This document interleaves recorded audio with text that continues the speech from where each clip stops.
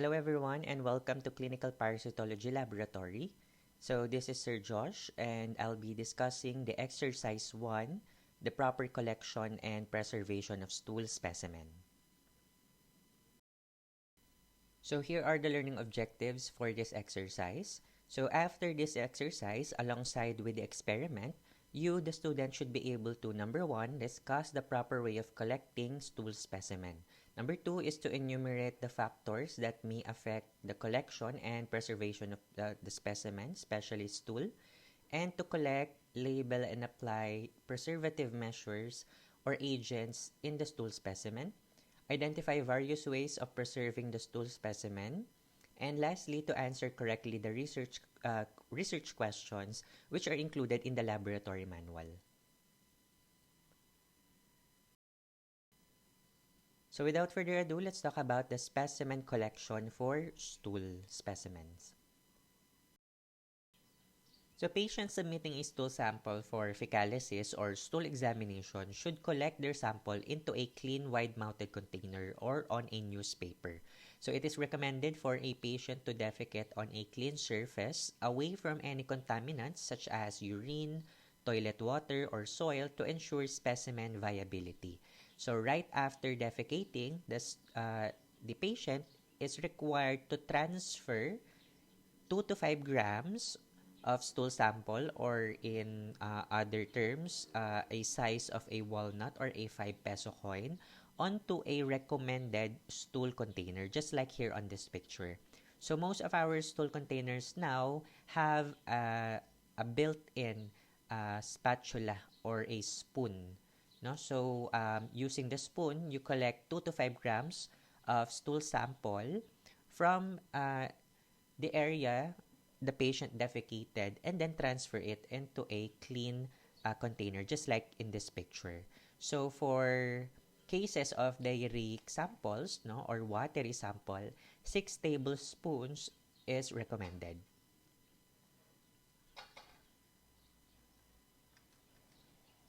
Remember that parasite in stool may not appear in a stool specimen on a daily basis. Therefore, multiple specimens are recommended for adequate detection. So the typical stool collection protocol consists of 3 specimens.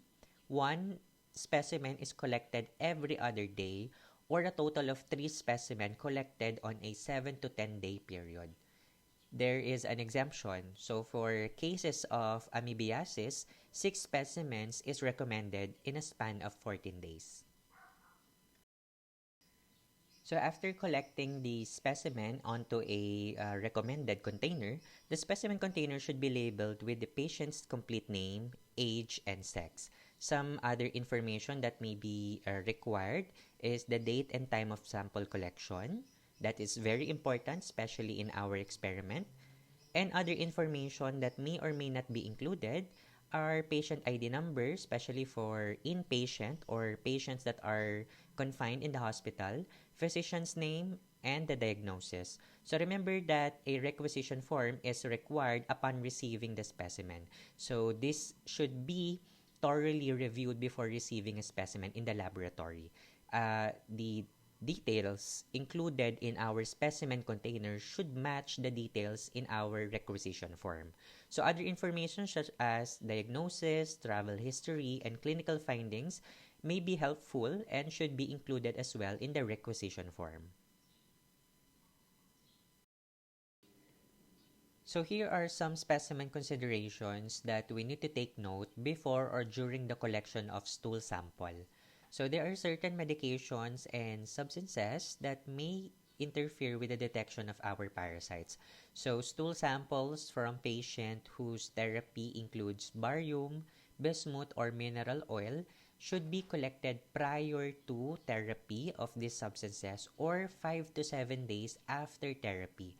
So if the samples are collected during the course of therapy of these substances, so these may interfere with our examination and mask off the parasites that may be present on our stool sample.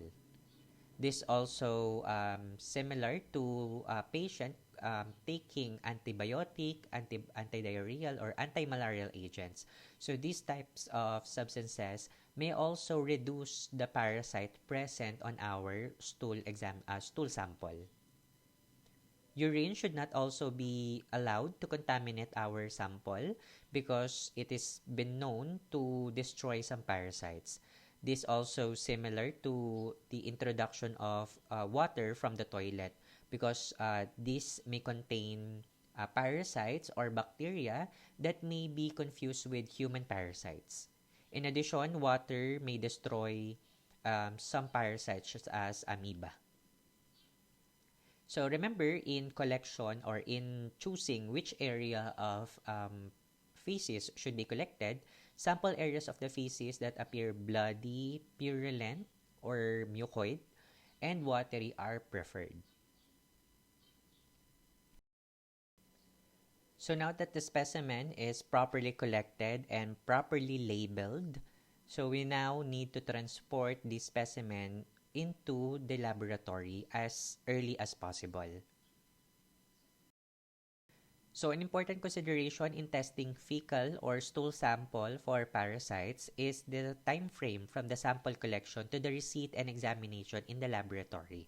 So in the hospital or in the laboratory, time is gold.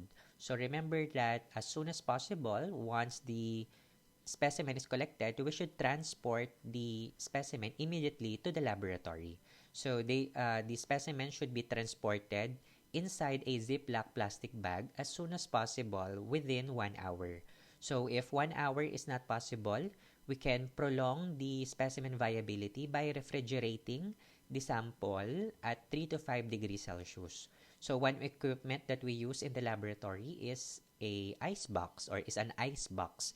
So this prolongs the specimen viability for up to 4 hours. So according to our references, specimen viability may also be correlated with the consistency of the sample.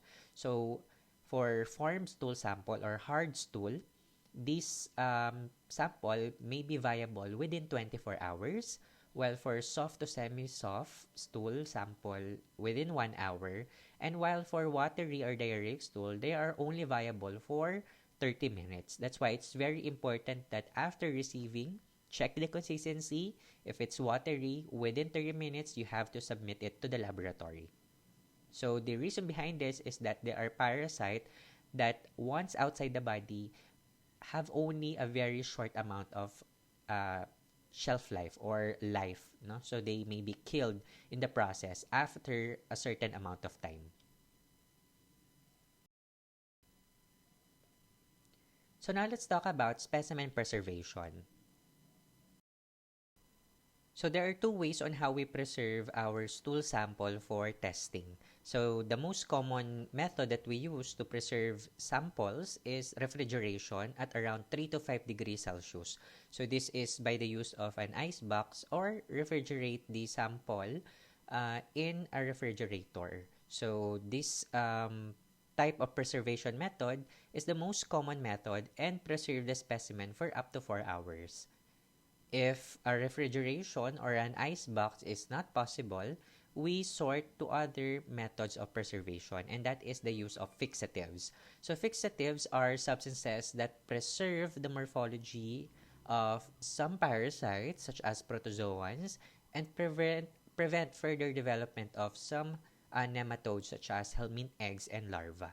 So these particular fixatives are used in conjunction with other preservation methods to increase the viability of our specimen.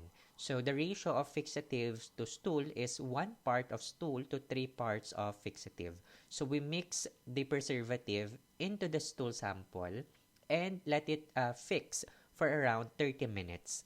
So like for example, if we use 1 gram of stool, we use 3 grams of fixative. As simple as that. So let's talk about the different specimen fixatives that are used in the laboratory. So the first one is formalin. So formalin has been used for many years as an all-purpose fixative for the recovery of parasites. So there are 2 concentrations of formalin that are commonly used. The 5% concentration is ideally to preserve protozoan cysts, while the 10% concentration preserves helminth eggs and larvae. So there are three advantages of formalin. So the first one is it is easier to prepare because it is commonly used in the laboratory. Number two, it preserves the specimen for up to several years. And number three, it has a long shelf life. The disadvantage of this fixative is that it does not preserve the parasite morphology for permanent smears. Other disadvantages include some parasites cannot be recovered and morphology details of some parasite may fade with time. Next one is Schodin's fixative. So Schodin's fixative is used with fresh stool specimens or samples from the intestinal mucosal surfaces. So the advantage of this fixative is that prepared or permanent slides can be stored in the fixative for up to a week without distortion. So this solves the disadvantage of formalin in our prior slide. So Schodin's is more useful for permanent smears or slides. So this preserve the slides for up to a week without distortion. So the disadvantage of Schodin's fixative is number one, it is not recommended for the use of in concentration techniques. Number two, it has poor adhesive properties. And lastly, it contains mercury, no, or mercuric compounds, which may cause disposal problems. So the next fixative is polyvinyl alcohol or PVA. So PVA is a universal fixative because it can be added to other fixative to increase their adhesiveness to the stool sample. So PVA is comprised of a plastic powder that acts as an adhesive for the stool specimen when preparing slides for staining.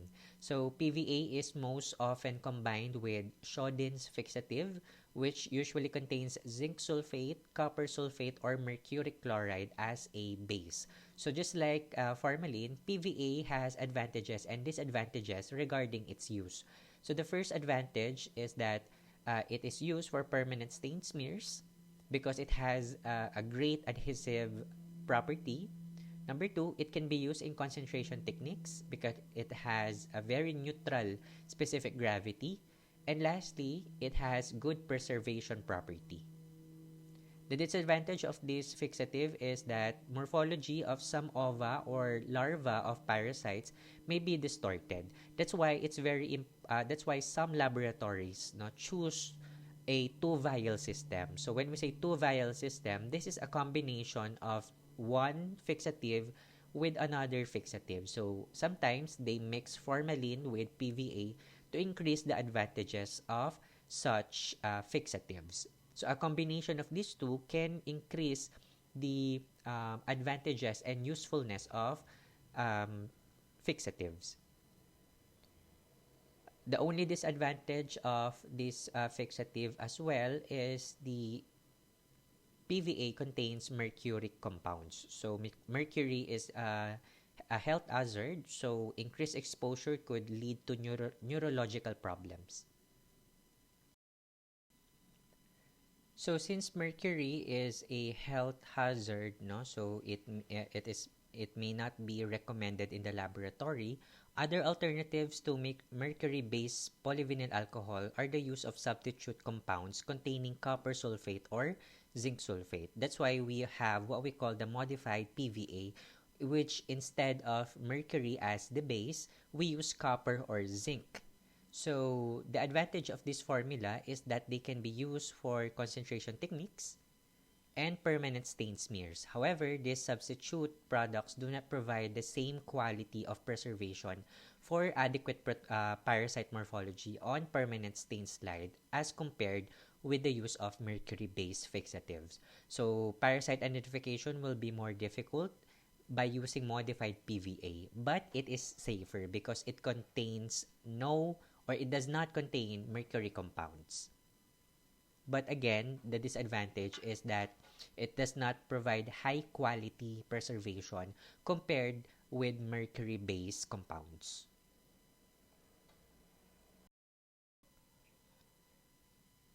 So, another viable alternative to the use of PBA and Schodin's fixative is the use of sodium acetate acetic acid formalin, or SAF. So, SAF is a preservative that can be used for performing concentration. So, this is considered a liquid fixative, much like 10% formalin. So, SAF is more common on some laboratories because it only requires a single vial and it is mercury free. So that is one of the advantages of our fixative. So contains no mercury compound, so it is safer to use, and SAF is easy to prepare and has a long shelf life. So there are also disadvantages for this fixative. So one disadvantage of this fixative is that it has poor adhesive properties. So again, because it does not contain a mercury base such as polyvinyl alcohol, SAF has poor adhesive properties. But we can supply or resolve that issue by supplying the fixative with an egg albumin for adhesiveness. Since it does not contain mercury compounds, protozoan or parasite morphology may be not as clear or high quality compared with the use of mercury-based compounds such as polyvinyl alcohol. So the next fixative is what we call the MIF, or methylate thimerosal iodine formalin. So MIF is a good stain preservative for most kinds and stages of parasites found in feces. So this is more commonly used for field surveys. So these are research projects that require multiple collection of stool sample, and they require quick preservation methods. So MIF is more useful on this scenario. So it is also used with all common types of stool sample. So regardless if it's watery, formed, or semi-formed. And aside from stool, it can also be used on aspirates. No? So these are aspirates are specimen that are aspirated or acquired using a needle. So pwedeng wound abscess, no? Or wound fluid. The disadvantage of this fixative is that number one, it is difficult to prepare permanent stain smears. Again, this is only useful for field surveys, so these are not used for permanent staining. Number two, iodine component may be unstable. That's why it's very important that after collecting the specimen, we can add the fixative immediately. Number three, concentration techniques may give unsatisfactory result. Number four, morphology of some organism may be distorted after prolonged storage. So again, MIF is only useful for a quick preservation method. And lastly, we have alternative single vial systems. So several manufacturers have developed alternative non-toxic fixatives. So when we say non-toxic, that means these single vial fixatives are free of formalin and mercury. So these vial systems can be used for concentration techniques, preparation of permanent stain smears, and can be used on fecal immunoassays. The disadvantages of these vial systems is that number one, it does not provide same quality of preservation. Again, since this is non-toxic, it does not contain mercury-based compound. That's why the quality is not as good as with mercury-based compounds. The organism identification may be also limited. So that ends our discussion for the specimen collection and preservation of stool sample. So here are the references that I use in this particular topic. For the reading assignment, what other specimens may be submitted in the parasitology lab, and what specific group of parasite can be recovered from such specimens?